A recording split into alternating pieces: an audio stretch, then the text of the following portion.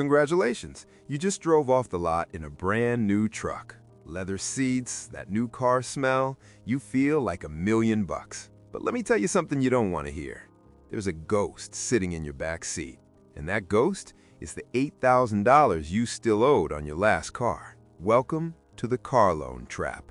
And if you don't understand how this works, you're about to become a customer for life.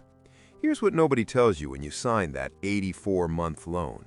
And yes, 84 months. That's 7 years of your life chained to a depreciating asset. Your car, it loses 20 to 30% of its value the second you drive it off the lot. But your loan balance, that thing moves like a glacier. Let me paint you a picture. You finance a $40,000 truck. 3 years later, you've been making payments religiously. You've paid down maybe 10 grand, so you owe 30,000. But here's the gut punch. Your truck is now only worth $22,000. You are underwater, $8,000 underwater. You don't own this truck. This truck owns you. So what happens next? You get bored. 3 years with the same truck, you start seeing commercials for the new model. Fancier tech, better gas mileage. You tell yourself, maybe I deserve an upgrade. So you walk into the dealership, you tell them you want to trade in, and here's where the magic happens.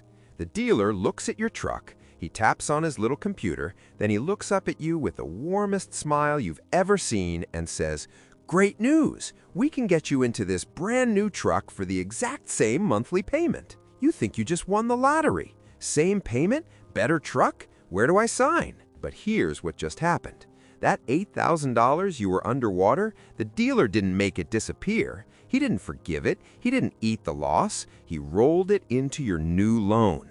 You think you're financing a $40,000 truck, but you're actually financing a $48,000 disaster. And now you're running on the wheel. You're paying more, you're deeper in the hole, and the dealer, he's eating popcorn watching you run.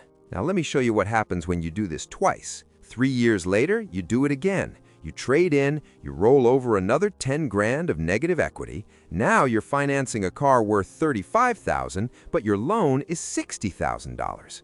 You are buried. You are financially suffocating. And here's the worst part. You can't escape. You can't sell the car because even if you find a buyer, they'll pay you what it's worth, 35 grand. But you still owe 60. Where are you going to come up with the other $25,000? You don't own this car. You don't even own yourself anymore. You are a captive customer, the dealer's favorite kind. They know you'll be back. You have to come back because you're trapped. So what do? How do you break the cycle? It's simple, and you're not going to like it. Keep your car. Stop trading in every 3 years. Stop chasing the new model. Stop letting dealers convince you that you deserve an upgrade. Pay off your loan.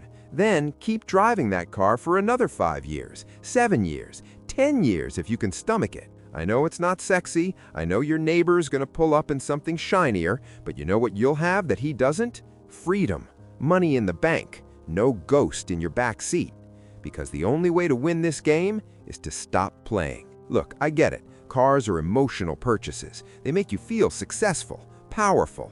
But if you're financing your self-esteem on an 84-month loan, you're not powerful, you're a prisoner. So here's your homework.